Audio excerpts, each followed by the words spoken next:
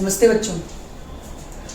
हम सभी जानते हैं कि अपने जीवन में हमारा एक जैसा क्षण नहीं रहता है। वो क्षण कैसा होता है? परिवर्तित हो जाता है। तो बच्चों, इसी तरह से हमारे जीवन में भी जैसे परिवर्तन होते हैं, जैसे हम छोटे रहते हैं बाल्यावस्था से और जब बाद में किशोरावस्था, फिर उसके बाद जो है हम वृद्धावस्था की तरफ जाते हैं।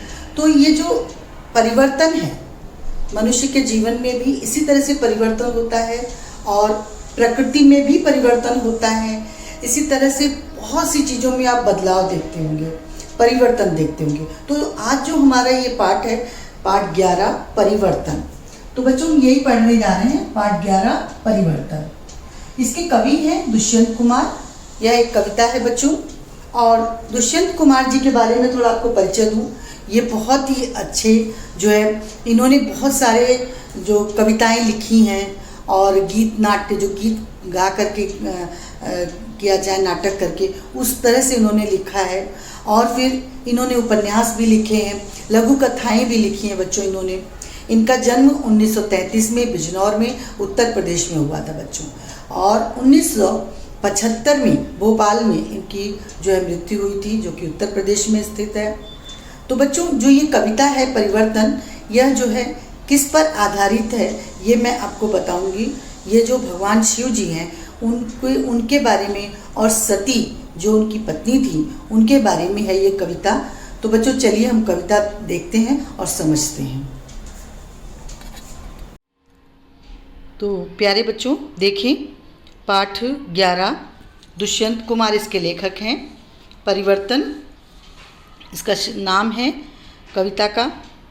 बच्चों इसमें दुष्यंत कुमार जी की जो परिचय है वो मैं आपको बताती हूँ। जन्म 1933 बिजनौर उत्तर प्रदेश में स्थित है। मृत्यु 1975 भोपाल मध्य प्रदेश में है।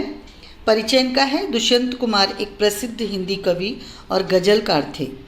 आपने 42 वर्ष के जीवन में अपार ख्याति अर्जित की, यानी बहुत प्रसिद्धि इन्होंने पाई थी केवल जब 42 साल के ये थे तब तक।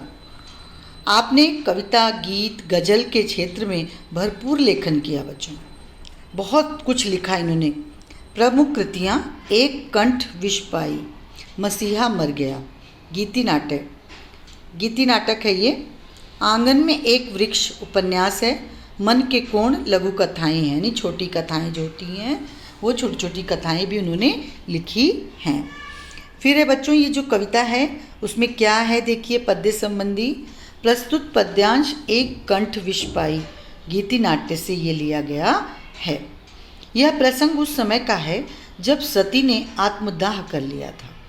जब शिव सती के शव को लेकर मंदाकिनी नदी की ओर प्रस्थान करने वाले ही थे कि कुबेर की आवाज़ सुनकर रुक गए और उन्हें फटकारने लगे।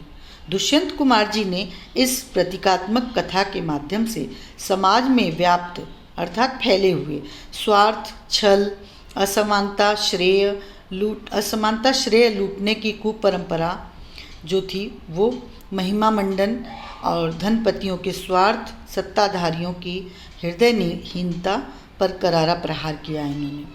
समाज में जो फैली हुई हैं, जो स्वार्थ है, छल है और श्रेय लूटते हैं वो लोग, ऐसी जो परंपराएं हैं और जो है जो बहुत पैसे वाले हैं उनके स्वार्थ कैसे होते हैं, इन सब के बारे में इन्होंने जो है बहुत करारा प्रहार किया है, इन्हें बताया उन्होंने। इसके बारे में किस तरह से बताया देखिए बच्चों, ये जो कविता है इसमें ये जो है ये कविता आपको पता लगी कि ये भगवान जो है शिव जो हैं, जब उस समय का ये प्रसंग होता है जबकि शिव जो हैं वो अपनी पत्नी, यानी उनकी पत्नी जो थी सती, उनसे संबंधित आपको थोड़ी कहानी मैं आपको बताती हूँ कि उन सती के जो पिता थे, अर्थात शिव की पत्नी सती के जो पिता थे बच्चों, उनकी वो जो थे दक्ष थे, उनके पिता का नाम था दक्ष की 16 कन्याओं में से एक कन्या थी सती, एक जो उनकी बेटी थी उसका नाम था सती। और दक्ष जो थे यानी सती के पिता, उन्होंने सती का विवाह शंकर जी से कर दिया।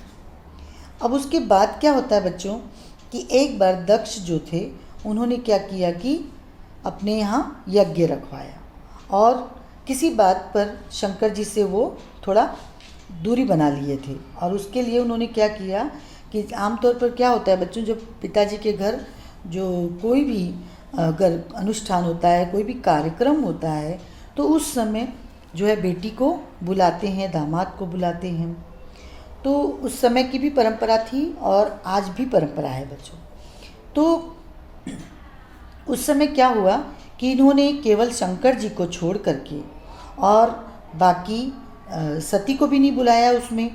और इस तरह से क्या होता है, ये सती बोलती हैं कि चलो हम लोग चलते हैं, क्या हुआ, लेकिन वो मानते नहीं हैं और इस तरह से सती चली जाती हैं वहाँ। तो जब वहाँ जाती हैं तो वहाँ पर कहते हैं लड़कियों को जब बुलाएं मैके वाले तभी उन्हें जाना चाहिए बच्चों, और उसके बाद अगर न बुलाएं मैके में, अगर कोई कार्यक्रम हो विशेष रूप से, तो उस समय बुलाना बहुत ज़रूरी होता है। और ऐसे समय में अगर कार्यक्रम के समय में बहुत जो है ध्यान दिया जाता है इन बातों का बुलाने के लिए, तो लेकिन उनको नहीं बुलाया था। तो वो सोचती है क्या हुआ, पिता ने नहीं बुलाया है तो मैं चली जाती हूँ, कोई बात नहीं, मैं उनकी बेटी हूँ। और इस तरह से जो है वो जाती हैं उस वहाँ पर, और वहाँ पर उनका सत्कार नहीं होता है, उनका सम्मान नहीं होता है, उनके पिताजी नहीं करते हैं सम्मान, और उनकी केवल माँ और बहनें जो होती हैं बाकी, वो सब उनका बहुत सम्मान करती हैं, लेकिन पिता नहीं करते हैं। और पिता जो है उल्टा उनको बहुत कुछ सुना देते हैं। इन सब से दुखी होकर के क्या होता है कि सती जो होती हैं वो क्या करती हैं कि जो यज्ञ की जो अग्नि होती है बच्चों, उसके अंदर वो जल जाती हैं और उस यज्ञ को वो विध्वंस कर देती हैं, अर्थात नष्ट कर देती हैं। और जब ये इस बात की खबर जो है पता उनको लगता है, किसको, शिव जी को पता लग जाता है, और वो जो है जान जाते हैं कि सती जो है यज्ञ में कूद पड़ी हैं। और इस तरह से जो है वो गुस्से में आते हैं, और उसके बाद क्या होता है कि वो उनके शव को ले करके, अर्थात उनके शरीर को ले करके वो चलने लगते हैं। और जब चलते हैं तो मंदाकिनी नदी की ओर वो जा रहे होते हैं। उसी समय बच्चों कुबेर जो है, धन के राजा कुबेर, उनकी आवाज़ वो सुनते हैं और उन्हें जो है इस तरह से वो उन्हें बहुत समझाते हैं, बताते हैं। उनका क्योंकि भोलेनाथ थे वो, तो उनको गुस्सा नहीं, शंकर को गुस्सा नहीं आना चाहिए, भगवान शंकर को। तो वो उन्हें बहुत तरह से जो है समझाते हैं, करते हैं, उनके लिए काफ़ी मनोहार करते हैं। लेकिन शिव जी बहुत बोलते हैं कि अब मैं इस बार तो मैं उनकी बात, किसी की भी बात नहीं सुनने वाला हूँ। और इस तरह से अनेकों बातें मन में ले करके और वो जो है सती के शरीर को लेकर के जाते हैं। उसी समय की ये बात होती है। तो बच्चों ये जो आगे की बातें हैं ये कविता में हम लोग देखने चलते हैं। परिवर्तन में ये कौन कैलाश शिखर पर अनाहुत आया, ये किसका स्वर है जो मेरे निश्चय से टकराया। स्तुति करता सामने नहीं आता है, बचता है, या कौन मुझे सम्मोहित करने का छल करता है। अब देखो बच्चों, इसमें उन्होंने क्या कहा कि मैंने आपको बताया कि किस तरह से जो है धन के जो देवता हैं कुबेर, उन्होंने उन्हें पीछे से बहुत कुछ समझाने की चेष्टा की। तो उस समय क्या होता है कि जब वो शिवजी लेकर के चलते हैं और कुबेर की आवाज़ सुन के वो रुक जाते हैं शिवजी, और पूछते हैं कि ये कौन, यहाँ पर कौन है जो कैलाश पर्वत शिखर है वहाँ पर बिना बुलाए, अनाहुत यानी बिना बुलाए आया है। मैंने बुलाया भी नहीं है फिर भी आ गए। और इस बिन बुलाए व्यक्ति का स्वर मेरे मैंने जो निश्चय करके रखा है उससे कौन रोकना चाहता है, कौन मेरे इस निश्चय को रोक देना चाहता है। क्योंकि सभी को पता था कि शिव जी अगर कुपित हो जाएंगे तो बहुत धरती जो है ये पृथ्वी पे बहुत बड़ा अनिष्ट हो जाएगा। तो इस तरह से वो जो है उसको उनको रोकने का प्रयत्न करते हैं। वो उन्हें गुणगान करते हैं। कौन? ये कुबेर जी गुणगान करते हैं और वो शिव जी सुनते हैं। तो वो कहते हैं कि कौन है जो इस तरह से मेरा गुणगान करके मेरे सामने नहीं आ रहा है और चला आ रहा है। वह स्वर जो मेरा गुणगान कर रहा है, मेरी स्तुति कर रहा है, सामने नहीं आता है। बचता है यह कौन मुझे सम्मोहित करने को छल रचता है।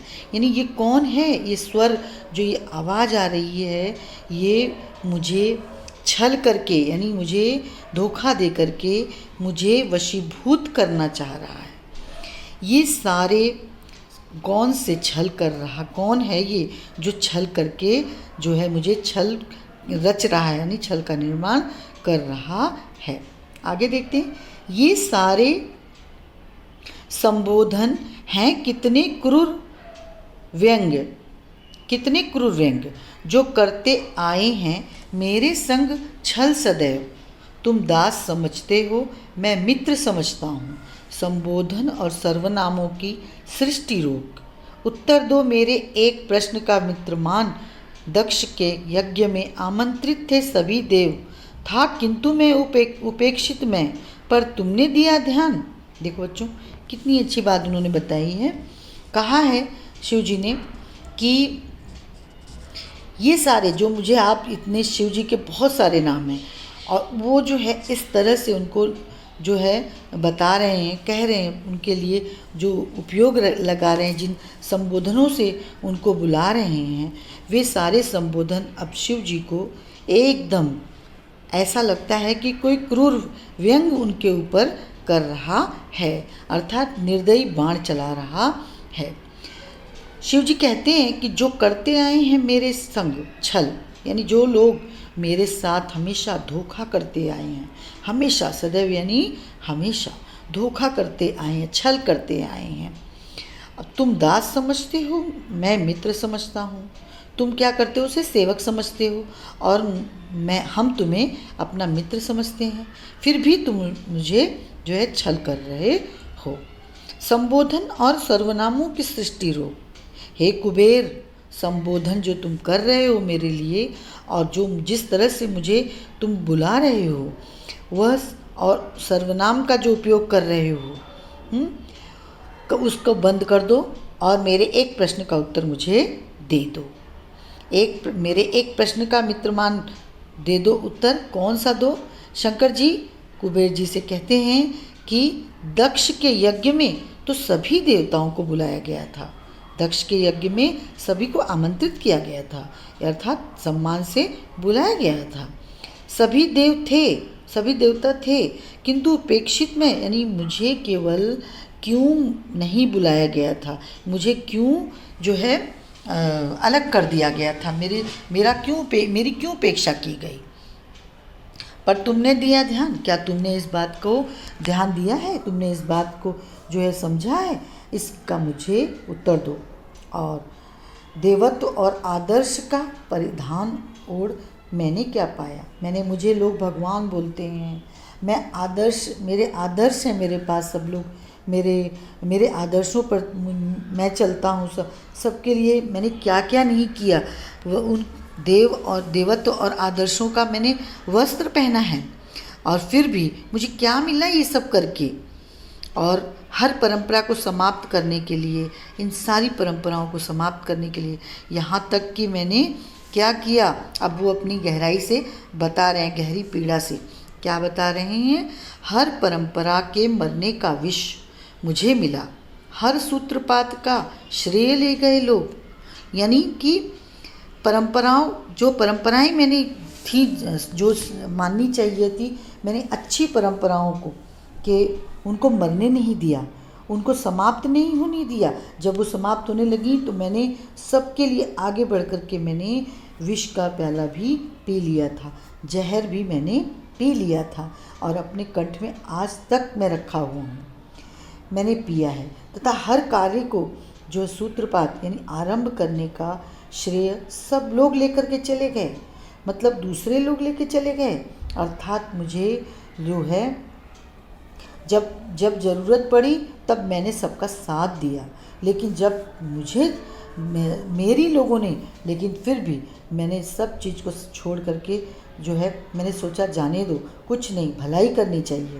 लेकिन तो भी जो है लोगों ने क्या किया कि मेरे जो है फिर भी लोगों ने मुझे श्रेय जो है हर अच्छे कार्य का श्रेय खुद लेकर के चले गए। देवता हो चाहे कोई भी हो, सब लोग जो इसी तरह से समाज में भी बच्चों हैं कि जो भी लोग हैं अच्छे कार्य करते हैं उनके साथ लोग छल करते हैं। तो बच्चों और स्वार्थ रचते रहते हैं।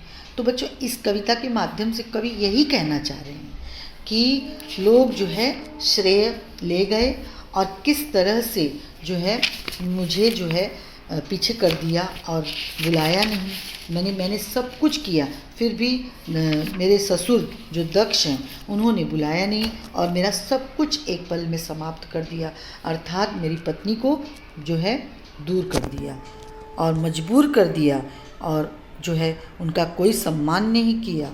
तो मेरी तो पूरी तरह से दुनिया लुट चुकी है। तो बच्चों इसके आगे की जो कविता है हमारी वो हम अगले वीडियो में पढ़ेंगे। तब तक के लिए बच्चों धन्यवाद।